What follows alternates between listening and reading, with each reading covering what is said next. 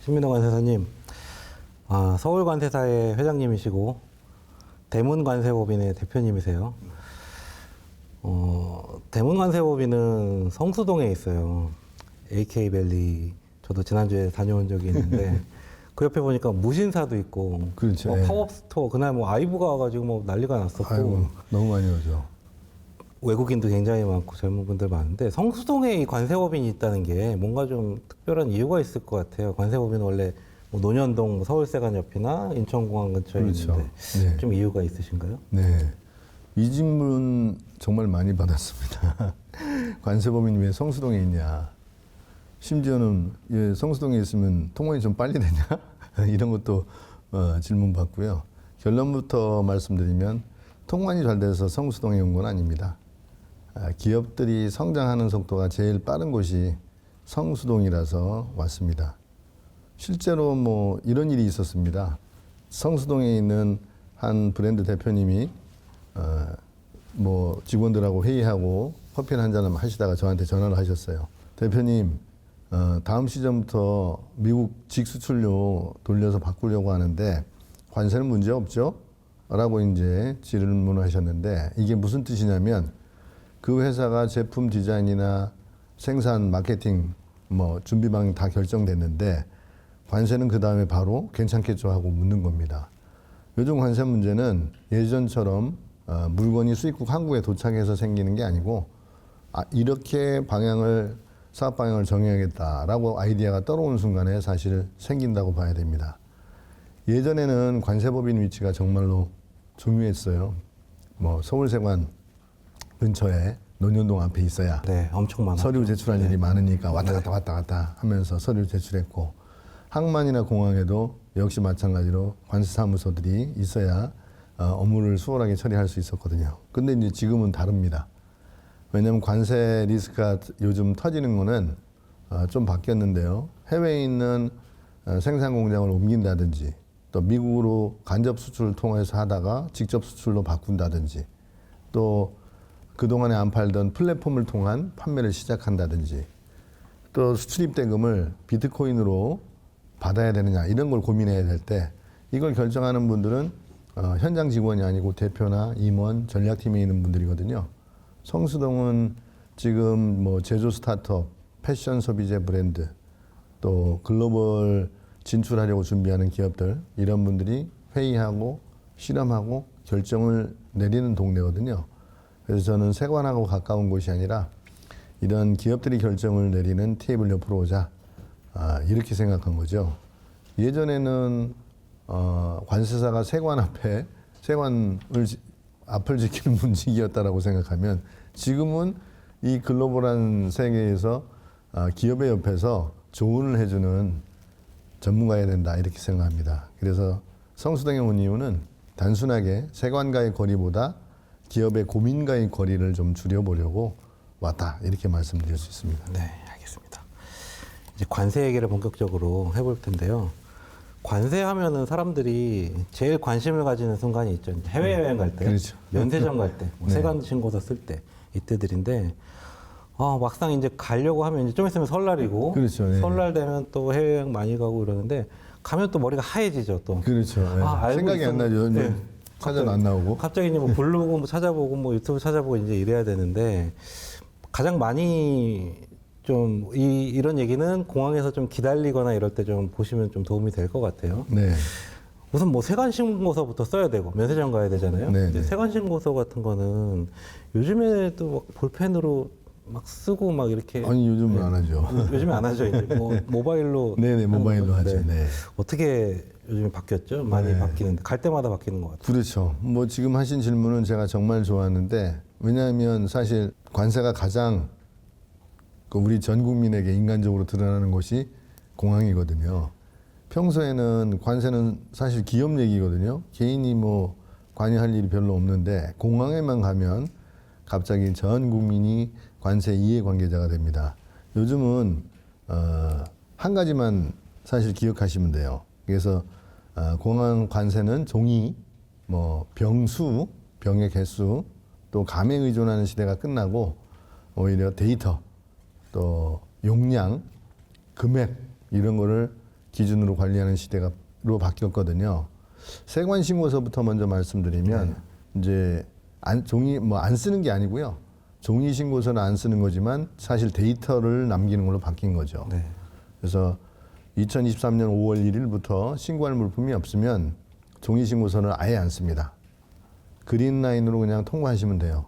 어쩐지 그 초록색 라인으로 그냥 네. 신고 물품 없으면 해서 지나가시면 되는 좀 거죠. 편해진 것 같더라고요. 맞습니다. 요즘에. 네. 그래서 뭐 편하기도 하지만 이거는 일종의 메시지라고 생각하시면 되죠. 관세청이 이제 종이 서류 받아서 막 이렇게 함으로 쌓아놓고 관리하던 게 아니라 디지털로 데이터로 위험을 관리하겠다. 그래서 신고할 물건이 있으면 핸드폰 열어서 모바일 앱을 다운받은 다음 모바일로 신고하고 모바일로 고지받고 모바일로 납부까지 됩니다. 이게 2023년 8월부터 전국으로 확대된 거거든요. 그러니까 옛날처럼 볼펜으로 써가지고 그렇죠. 피곤한데 필요 자는데 없습니다. 깨워서 막 맞습니다. 쓰고 이건 없고 네네. 딱 내려서 신고할 것만 네. 앱으로 신고하면 되죠. 쓰면 핸드폰 켜가지고 이제 신고하면 되는 거죠. 맞습니다. 네, 알겠습니다. 그래서 면세 한도 관련해서도 네. 가족 합산, 뭐 아이목 이런 게 궁금하시잖아요. 여전히 그건 안 되죠. 네. 이게 아이 이름으로 뭐 술을 산다든지. 그렇죠, 그렇죠. 네, 이런 거는. 이게 여전히 많이 헷갈리시는 부분인데 아이들 것까지 합산해서 $800가 아닙니다. 네.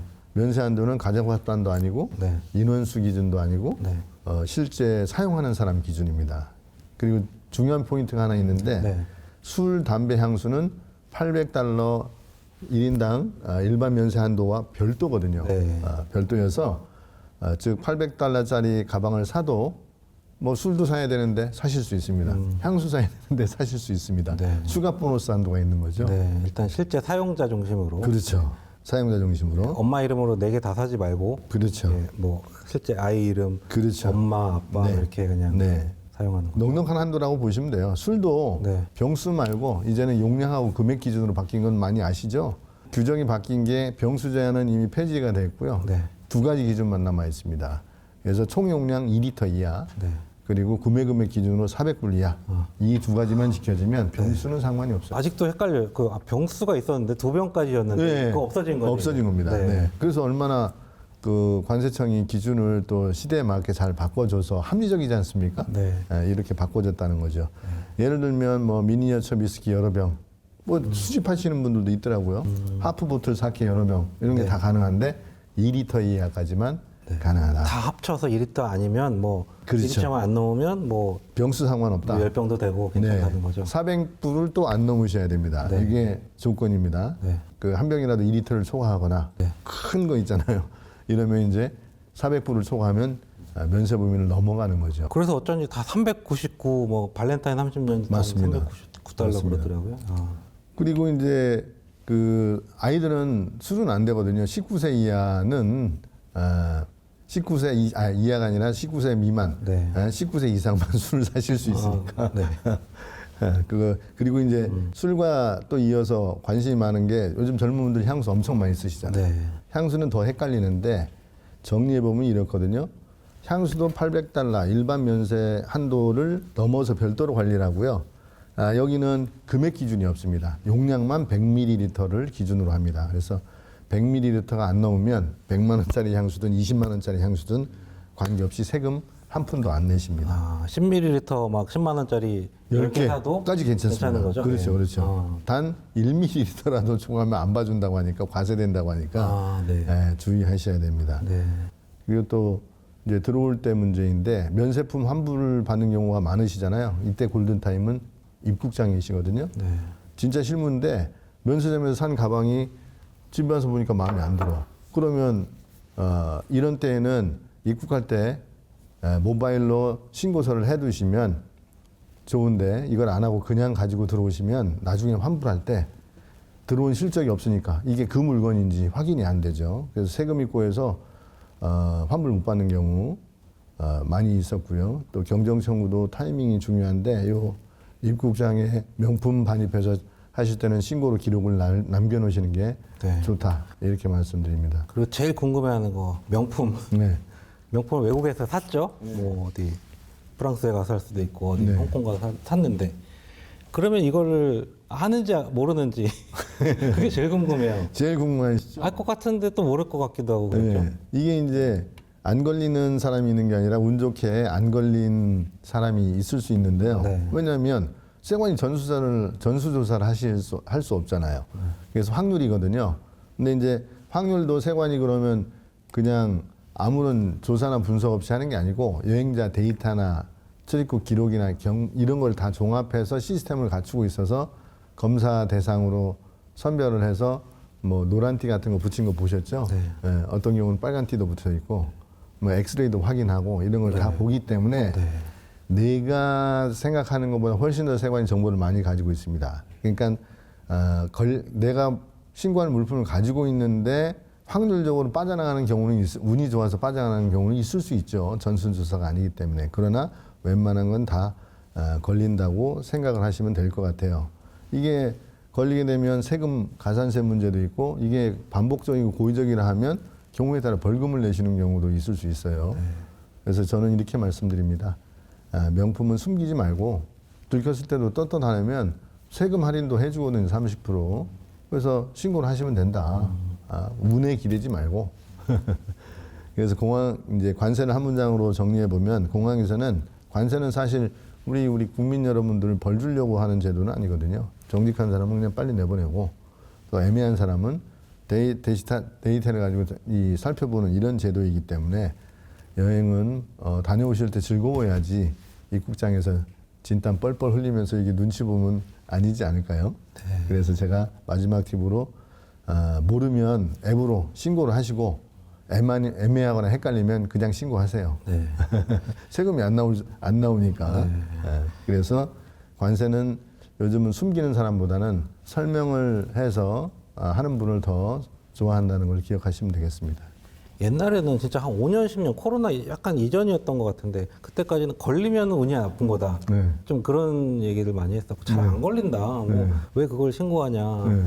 그리고 세관 신고 쓰기도 귀찮았고 이랬는데 그렇죠, 이제는 그렇죠. 많이 모바일로 편해졌고 환급도 뭐 환급이 아니라 이제 뭐 세관 신고할 때 네. 그 신고를 하면은 충분히 거기서 자진 신고 30% 혜택도 그렇죠, 있고 그렇죠. 예, 그런 혜택을 이용하면 괜찮다. 그렇게 좀 이해를 해보면 네. 되겠습니다.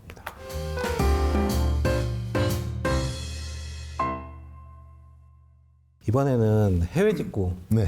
해외 직구도 뭐 전 국민이 뭐 거의 관부가세 이제 모르는 사람 없잖아요. 그렇죠. 다 알게 됐죠. 네, 처음 관부가세가 뭔 세금인가 했는데 관세랑 부가세 이제 합친 게 관부가세죠. 네. 뭐 네이버에 뭐 관부가세 계산기도 있고 막 그러는데 저도 실제로 한번 그런 적이 있어요. 영양제를 샀는데 해외 직구로 좀 필요해서 해외 직구로만 살 수 있는 또 영양제가 있잖아요. 그렇죠. 샀는데 잘못 사가지고 네. 약간 오버가 된 거죠. 영양제 걸려있는 한도를 오버를 했는데 되게 고생했어요. 그때 뭐 반품을 해야 되냐, 뭐 압수가 되는 거냐, 뭐 아니면 뭐 돈을 또 추가로 몰아야 되고 막 그랬었는데 요즘 또 알리템 쪽 해외 직구가 더 많아지고 네. 더 싸지고. 해외 직구 할 때 좀 알아야 되는 요즘 최신 트렌드 네. 그거 좀 설명 좀 부탁드립니다. 네. 우리 그 기자님 질문을 들어보니까 기자님도 한번 당해보셨구나 싶네요. 해외 직구는 처음엔 이게 파격적으로 싸죠. 이 싸게 샀다는 기쁨이 너무 큽니다. 이걸로 시작하는데 끝은 대부분 문자가 날라옵니다. 통관이 보류되었습니다. 뭐 이 문자 한 번 받으면 기쁨이 멘붕으로 난리 바뀌거든요. 나죠. 예, 그거 한번 받으면. 그래서 이제 관분관세부터 먼저 한번 따져보면 150달러는 그냥 숫자가 아니거든요. 가장 많이 오해하는 게 이런 거죠. 150달러 이하면 무조건 면세 아니에요? 다 무조건 조건 없이 다 면세인 걸로 생각합니다. 근데 그게 아닙니다. 150달러는 조건부로 면세를 해주는 거거든요. 조건이 있어요. 네.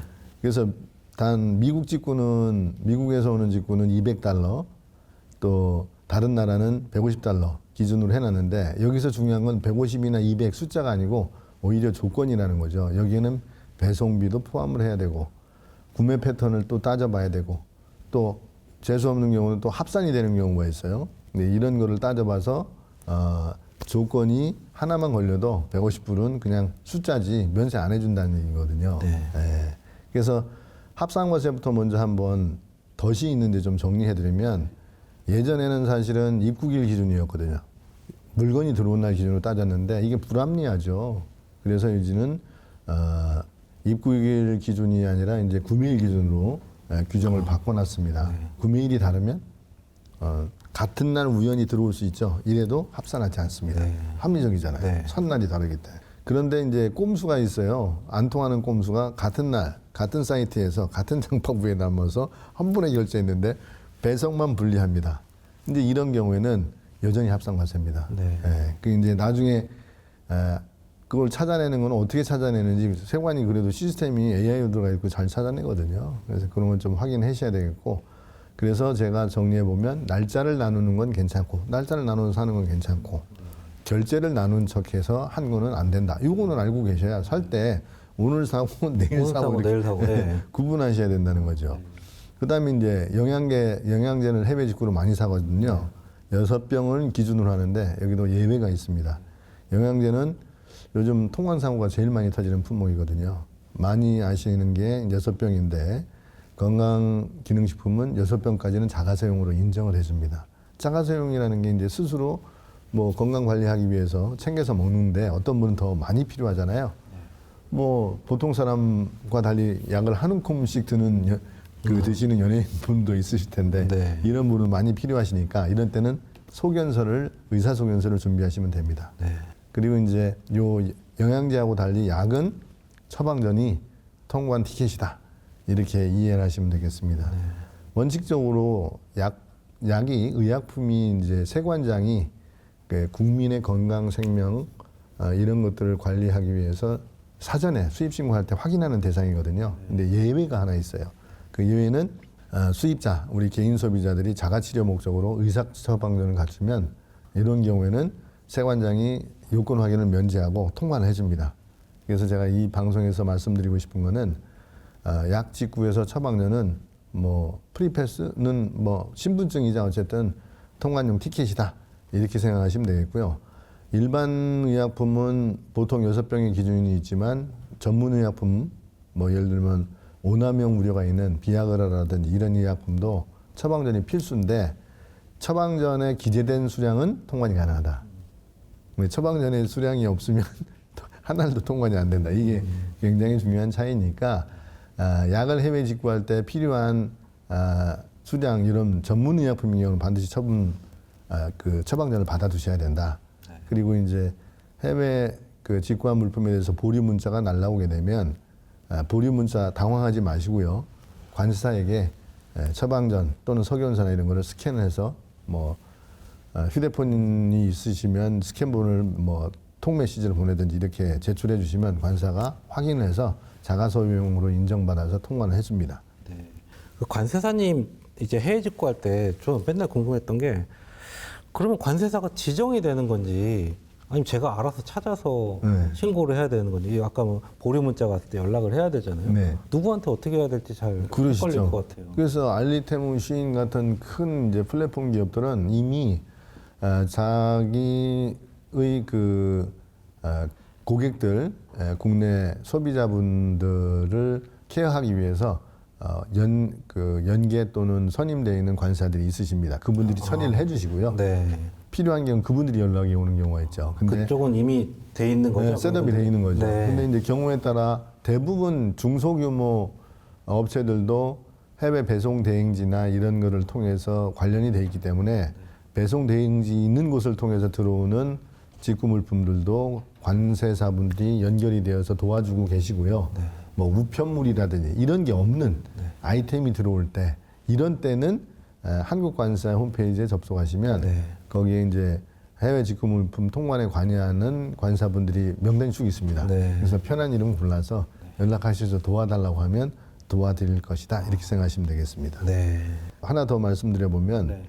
해외 지인들이 약이든 뭐 다른 물품이든 선물을 많이 보내주시거든요. 네. 근데 이제 선물인데 세금을 내야 되는 경우들이 있습니다. 아까 소액면세 한도를 150달러, 미국에서 200달러 넘어가면 세금을 내셔야 되는데 네. 나는 돈을 낸 게 없는데 선물 받은 건데 네. 내가 왜 세금을 내야 되느냐. 네. 이거는 세관의 어필을 가장 많이 하시거든요. 네. 근데 이제 사실 관세는 가격 내가 준 돈에 대해서 매기는 게 아니고요. 내가 무상으로 냈다도 매깁니다. 왜냐하면 가치를 기준으로 세금을 매기 때문에 그런 거거든요. 네. 이제 관세 가격을 그래서 커스텀즈 밸류라고 하지 커스텀즈 프라이스라고 하지는 않습니다. 그래서 공짜냐? 아니죠. 뭐 돈을 냈느냐? 이런 게 기준이 아니고 시장 가치 얼마짜리냐 이런 걸 기준으로 하고 있습니다. 해외에서 사온 명품이나 뭐 직구로 산 물품들을 반품을 하는데 또 그 반품할 때 세금 관련해서도 문제가 될 수 있죠. 네. 해외 직구 물품이 마음에 안 들어서 반품할 때 그냥 국제 택배로 보내버리면 내가 수입할 때 샀던 그 물품인지 확인이 안 됩니다. 그래서 수출 신고를 꼭 해주시는 게 바람직하다. 왜냐하면 관세 환급을 받으려면 세관의 입장에서 볼 때는 들어올 때는 뭐 아까 말씀드렸던 알리, 테무, 시인 같은 회사에 연계된 관세사무소 신고를 다 해서 그걸 찾을 수 있는데 그 물품이 그냥 국제 택배로 나가버리면 나갔다는 확인이 안 돼요. 같은 물품인지 모델 규격이나 이런 게 비슷한 게 쓰여져 있어야 될 거 아닙니까? 그래야 그때 냈던 세금이 있다고 하면 돌려받으실 수가 있는데 임의로 그냥 보내버리시면 관세 환급이 안 되기 때문에 꼭 수출 신고 그 도움을 받았던 관세사에게 불편하시더라도 찾아서 연락을 해서 수출 신고를 하셔서 환급을 받는 게 바람직한 방법이다. 관세사님한테 연락하면 잘 받아주나요? 아유, 잘 받아주죠. 네, 바빠서 막 못할 것 같고 막. 아, 그렇게 안 해보셔서 그런데 잘 받아줍니다. 그리고 이제 해외 직구는 그래서 조금만 덜 사고 뭐 엄청나게 사시는 분도 있으시잖아요. 네. 좀 덜 자주 사고 서류만 제대로 잘 챙기시면 정말 세계에서 제일 편한 해외 직구 제도가 우리 한국에 있는 해외 직구 제도입니다. 중국, 미국 다 막혔거든요. 네, 해외 직구가 우리나라만큼 잘 돼 있는 나라 것도 없습니다. 없다. 네. 관세 시스템도 잘 돼 있고. 맞습니다. 네. 막 신고도 막 저절로 해주고 그러니까요. 네. 알겠습니다. 근데 해외 직구 하면 이제 그런 생각도 좀 이제 들 것 같아요. 마약 요즘에 난리잖아요. 그렇죠. 네. 마약도 해외 직구로 살 수 있을 것 같고 왠지 뭐 요즘 젊은 사람들도 많이 한다고 예전보다 많이 하고. 근데 또 반대로 관세청장님도 우리 대통령님도 마약 신경 엄청 쓰시잖아요. 써야죠. 그리고 대표님은 관세통상안보부 네네. 또 말씀도 하신 적이 있는데 네. 마약 요즘에 지금 어떻게 돌아가고 있는 거죠? 통관이랑 이쪽이요? 요즘 마약 뉴스 보면 저게 영화 얘기인가? 뭐 그 정도죠. 그리고 솔직히 말씀드리면 마약은 이미 국경을 넘는 범죄가 아니고 통관 시스템을 이용 또는 악용하는 범죄가 돼버렸어요. 그래서 관세청이 그렇게 신경 쓰고 민감해할 수밖에 없는 거죠. 마약은 이제 더 이상 몰래 들고 들어오는 물건이 아니고 많은 분들이 아직도 이렇게 생각합니다. 마약은 공항에서 가방 열다가 잡히는 거 아닌가? 이렇게 생각하시는데 사실은 국제 우편물, 또 해외 직구, 소액이면서 빈도가 많은 택배, 심지어 정상화 수입 화물에 섞어가지고 지금 물류 시스템 안으로 들어와 있거든요. 그렇게 섞여서 오면 뭘 다 보진 않을 것 찾기가 같으니까. 힘들죠. 네. 관세청이 힘들고. 네. 그래서 관세청 입장에서는 마약 단속이 형사 문제이면서 동시에 통관이나 물류 데이터의 문제가 된 겁니다.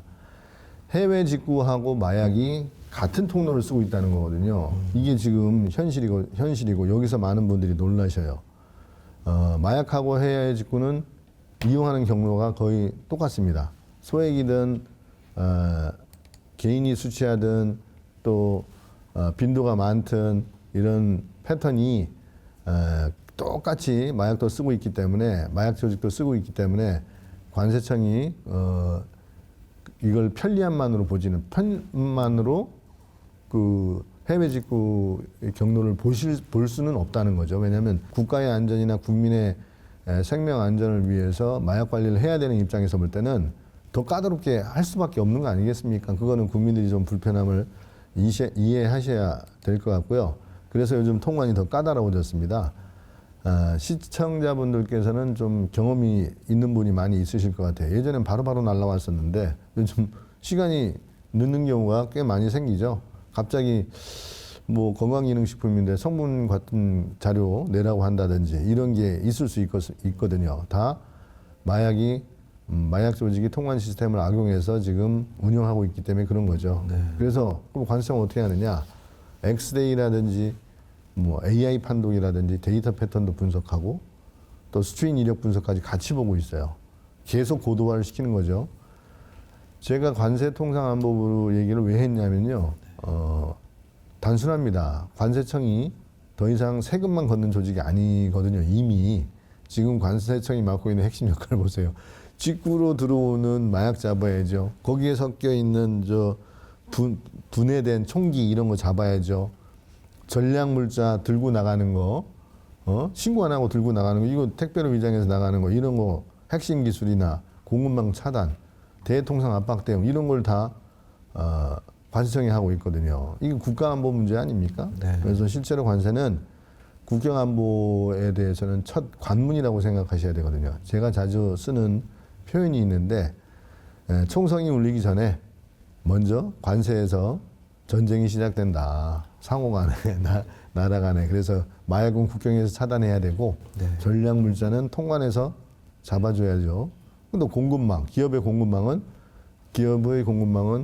상대국의 관세를 기준으로 해서 잘 관리를 해줘야 됩니다. 그래서 미국도 그렇고 EU도 그렇고 관세 조직을 통상안보하고 결부시켜서 격상시키고 있습니다. 우리 한국도 이 흐름에서 자유로울 수는 없다고 생각하거든요. 네. 그래서 개인과 기업이 좀 알아셔야 될 중요한 내용은 마약 단속이 강화되니까 불편하죠. 이렇게만 생각하실 게 아니라 통관 기준 자체가 이미 전 세계적으로 바뀌고 있다.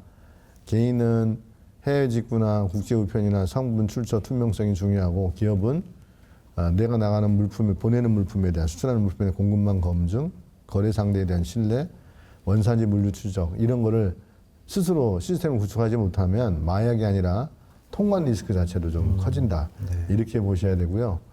마약은 단순히 나쁜 사람들의 문제인 게 아니고 국경의 사람과 물류의 흐름이 너무 빨라졌고 통관이 너무 자동화됐기 때문에 생긴 문제라고 보는 게 맞을 것 같습니다. 앞으로 관세는 세금이든 통관이든 이런 거로만 볼 게 아니고 국가 안전과 기업 생존을 동시에 지키는 영역으로 이제 점차 바뀌어 갈 것이다. 네. 이렇게 보셔야 될 것 같습니다. 어제 뉴스 보니까 이제 미국 얘기 많이 나오잖아요. 네. 보면 뭐 국가안보부 장관 뭐 이렇게 나오더라고요. 그게 약간 국가안보부. 네, 국가안보부 이렇게 나오고 우리나라는 지금 청 단위 기재부 네. 뭐 재경부죠. 재경부 산하 단체로 뭐 청으로 되어 있는데 이게 이제 부서 단위로 해서 네. 안보부 차원에서 이제 국가들끼리 대응을 해야 특히 마약은 지금 점점 심각해지고 막 그렇죠. 예. 마약에 막 취해서 막 맞습니다. 그런 사회적 문제도 있고 그러니까 그런 부분들은 좀 국민적으로 인식이 해외 직구가 편하지만 마약은 또 그러면 더 싫어하잖아요. 들어오게 되는 이 경로가 또 많아지니까 더 좀 체크를 해야 될 것 같습니다.